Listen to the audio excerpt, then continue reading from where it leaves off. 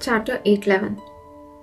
Not long after the commander of the cavalry, his assistant, and a few members along with Suns and Amon had departed the branch in a carriage, a timid exchange unfolded. Kana, Deputy Commander?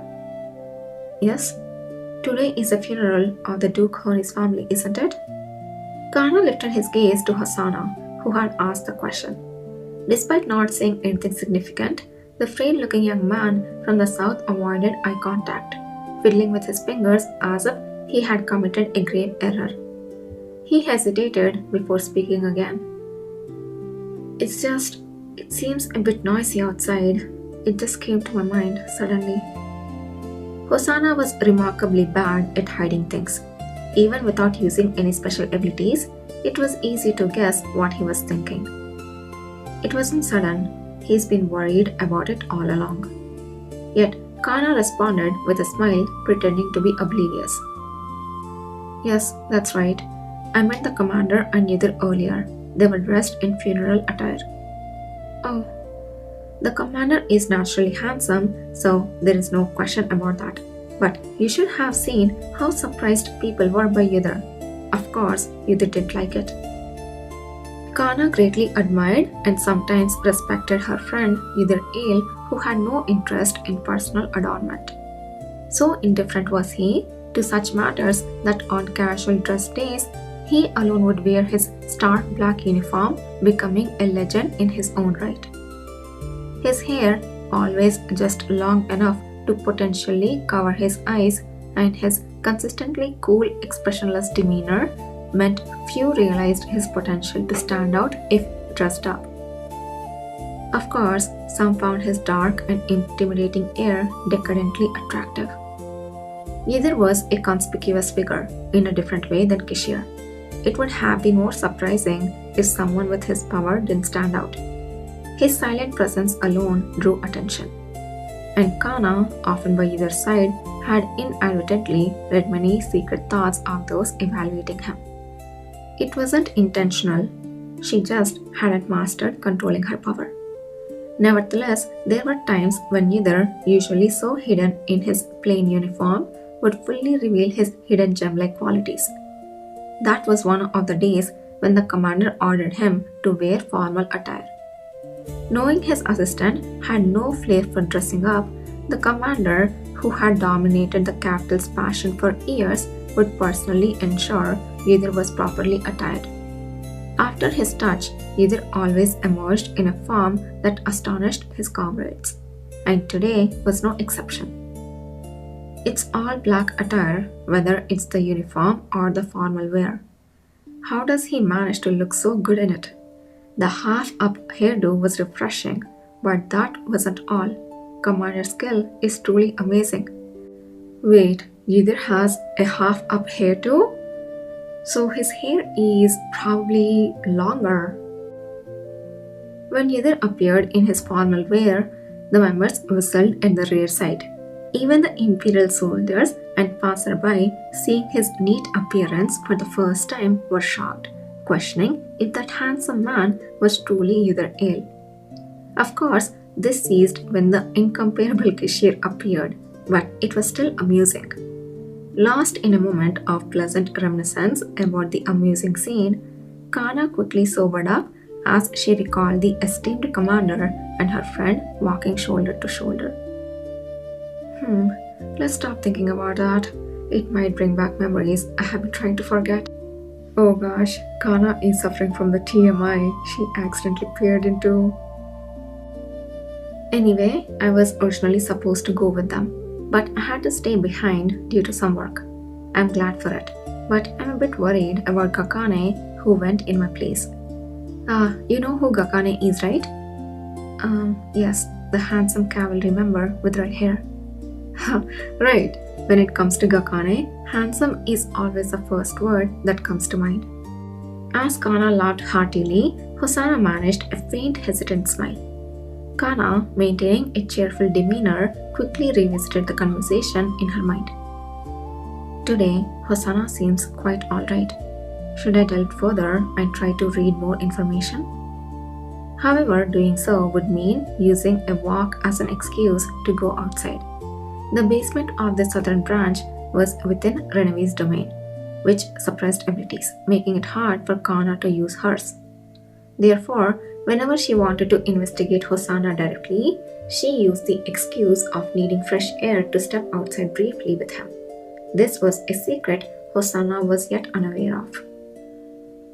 The weather isn't great today, but a bit of fresh air outside shouldn't be unwelcome. Hosanna, would you like to go for a walk today? Yes, I would like that. I'm grateful. Great, just wait a moment. I will let the others know and be right back. I think that's a bad idea with Nahan right there. But the opportunity did not present itself. The urgency of someone knocking and calling for Kana interrupted them. Kana, are you there? Kana! Startled, Hosanna stepped back, opening the door. Kana blinked at the unexpected faces. Hin? Fin too? What's going on? The guy we have been chasing. You know? We have finally found something here, but the traces are unusual. So Ever told us to bring you, just in case. It's an important day, so we need to be quick and careful. No time to waste. Let's go. The two, already self-centered in their speech, rapidly fired off sentences, leaving Kana overwhelmed. Yet, with the ability to read and categorize a plethora of information in the blink of an eye, Kana managed to make sense of their words. It seems they have found traces of the sage within Charloin, and it's unusual. Today, with many gathering for the Honey family funeral, they want my help just in case. Got it. Okay, I understand. I will go. Hosanna, sorry, but I have to leave now. Could I ask another member to take you for a walk? No! There was no need to send Hosanna for a walk in Kana's absence. However, to avoid unnecessary suspicion and to maintain trust by fulfilling her word, Kana decided it would be better to send him out briefly. Wait, just a moment. Hosanna hastily grabbed Kana's sleeve as she was about to leave. Those people have found something about the sage or Nahan, right? If you're going for that, then I can help. Pardon? I can help too. You know my power. I can move faster than anyone. I know the most about them. And if we meet, I might be able to persuade them, if you permit me. Oh, Hosanna. You might have persuaded anybody in the Star of Nagran, but it's Sage and Nahan. Oh no. It seemed that Kana wasn't the only one who had understood the chaotic words of the elder siblings. Naturally, Kana replied that she could not comply with the request. I'm sorry, but that won't be possible. Don't forget, Hosanna, that our agreement to cooperate was only until your arrival in the south.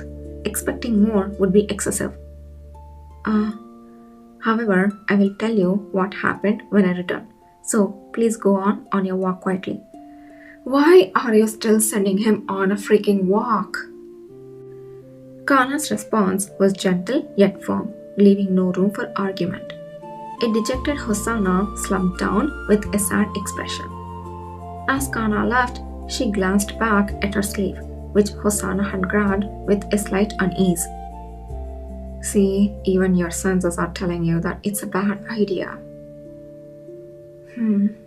Did I feel something strange when he grabbed my sleeve? What was it? What if he was trying to place a damn location, find my friend kind of a thing, and as soon as you go there, he just teleports there? Kana, what are you doing? We need to hurry. The elder siblings were causing a commotion up front. Kana, shaking off the unexplainable sensation, called over a member of her group. It was a sturdy tall man with formidable fists. I was supposed to go for a walk with Hosanna, but I can't now. Can you take my place? Sure. Don't stay out too long, just in case, and make sure to hold onto his arm. She added this unusual instruction because of the faint uneasiness she had felt earlier. You probably won't have to worry about that. Look outside. The sky, which had been overcast and drizzling sleet since morning, had now darkened almost to the point of nightfall. Thick clouds completely obscured the sun. Even someone who's been locked away without sunlight for 10 years would want to turn back in this weather. It's not about the damn sun right now. Maybe. It's not a maybe, it's a certainty. Kana! The increasingly impatient elder siblings stamped their feet. We are going to use our powers to get there. We need to leave here quickly. Kana, resigned to the situation, smiled and waved her hand. All right, I get it. Let's go now. Everything's finished. Kana and the elder siblings departed. A member, following Kana's instructions, took Hosanna, who was shrouded in a robe, for a walk. Unlike walks with Kana, this path was silent, yet Hosanna showed no sign of discontent. In truth, any displeasure would have been hard to discern in his covered state. Contrary to the member's expectation of a brief walk, Hosanna, leaning on his umbrella despite the poor weather, continued his stroll. He circled the training ground behind the branch building repeatedly, turning the walk into a tedious and chilly ordeal. The member, hesitating, cautiously suggested, shall we go back now? Even if winters in the south are mild, walking any longer might lead to a cold. ... Hey. Receiving no response from Hosanna, the member, feeling frustrated, moved his hand up from Hosanna's arm to his shoulder, intending to peer at his face. In that brief moment, a fleeting gap when their skins parted. Suddenly, the necklace around Hosanna's neck made a crisp snapping sound and broke apart. See, I told you guys.